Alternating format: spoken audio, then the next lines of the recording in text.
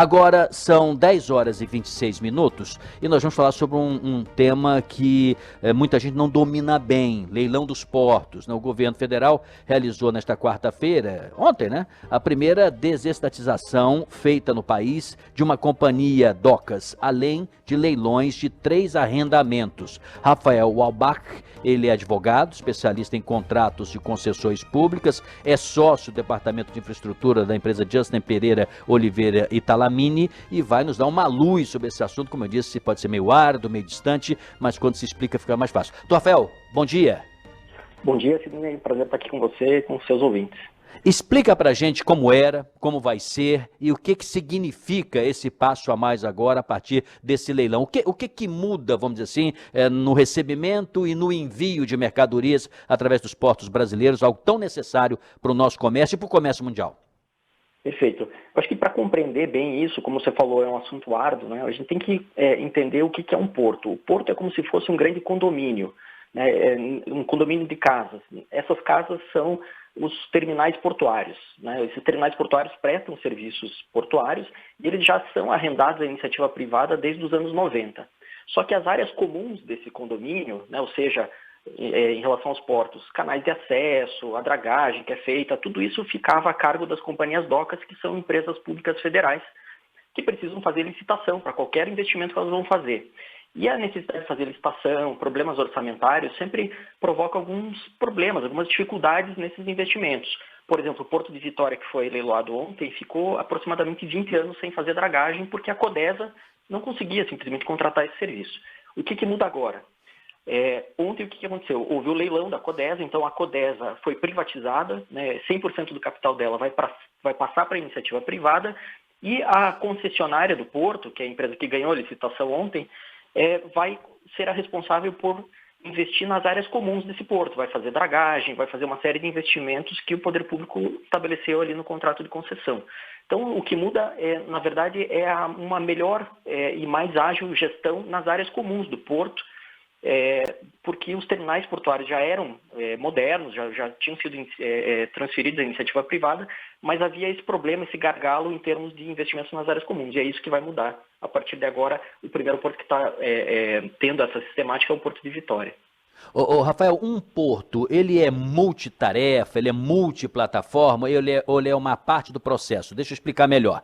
Você tem, por exemplo, o agricultor, né, que produz em grande quantidade um determinado produto, né, peguemos a soja, depois ela é transportada, em alguns momentos ela precisa ser guardada em silos, né, portanto tem que ter um espaço para aquilo, protegido contra intempérie, para facilitar escoamento, depois tem que ter minimamente as estradas em qualidade, né, quando públicas, se espera que sejam asfaltadas, para que os caminhões não quebrem, os eixos não estraguem, para que o produto chegue a bom termo, para depois ele lá na ponta final, no porto, antes da ponta final mesmo, que é o consumidor. A minha pergunta é, se melhorar os portos já é muito bom ou é preciso melhorar a cadeia toda? Olha, sem dúvida nenhuma é importante melhorar a cadeia toda, né? Como você bem observou, o porto é como se fosse um grande microcosmo, né? Ele tem diversos terminais portuários com diversos tipos de carga, né? Eu estou falando aqui de containers, cargas líquidas, gás, trigo, enfim, grãos, etc. Só que esse microcosmo ele depende da estrutura upstream e downstream, ou seja, o que vai para fora do país e o que entra, né, para o interior do país, que são as rodovias, as ferrovias e tudo mais. Tudo isso é um sistema necessariamente interligado, né? E a sistemática que começou agora com o Porto de Vitória, ela é muito importante porque ao longo dos últimos anos houve a liberação do setor de ferrovias com as autorizações, então espera-se um grande investimento em ferrovias, houve a liberação da cabotagem, que é o transporte de cargas no território nacional, né? E tudo isso vai depender de portos que sejam eficientes, que tenham dragagem, que tenham investimentos que realmente sejam feitos com agilidade. Então, tudo isso é uma sistemática interligada e uma coisa depende da outra. É impossível modernizar os portos esquecendo das rodovias e das ferrovias, e o contrário também é verdadeiro.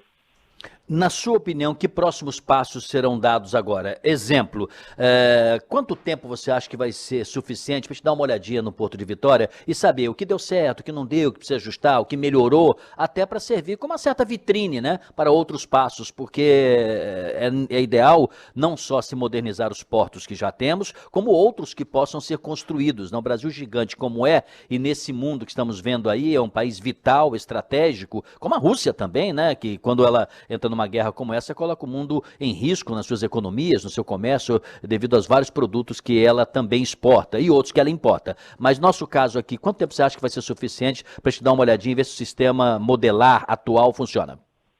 Olha, eu acredito que pelo menos uns 2 anos a gente vai ter que esperar para que essa nova sistemática gere resultados. Por que 2 anos?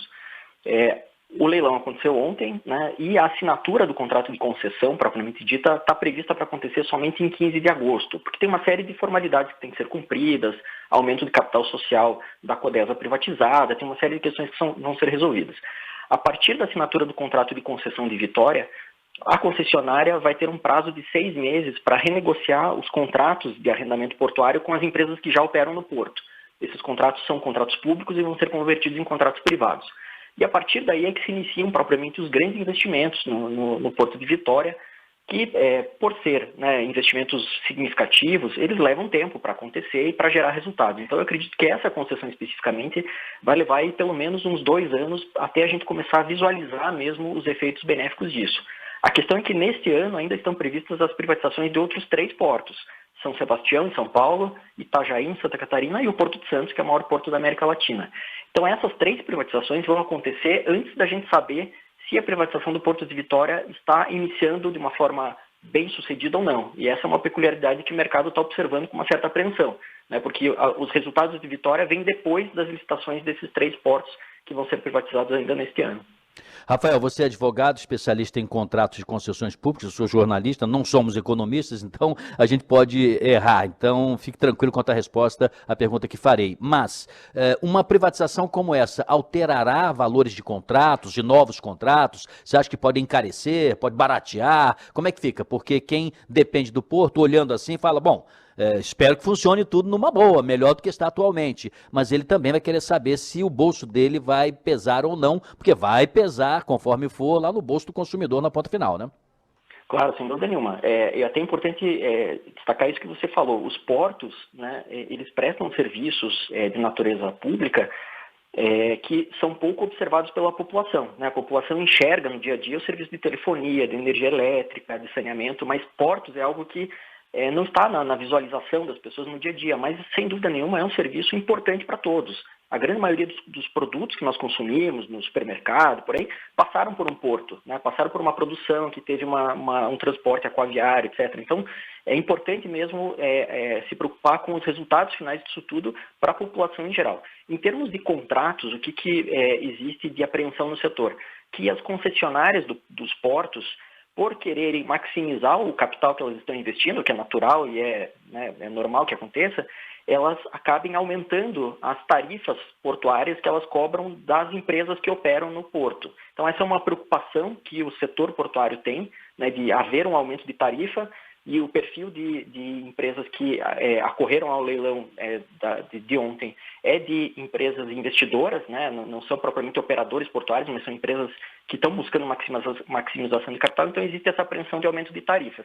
Lógico que o edital do Porto de Vitória tem uma série de travas na fixação de tarifas, controles, etc., mas é algo que a gente vai ter que ver como funciona. Então o risco que eu vejo, né, respondendo a tua pergunta, é esse, assim, de haver um aumento de tarifas que pode eventualmente ser prejudicial aos operadores portuários.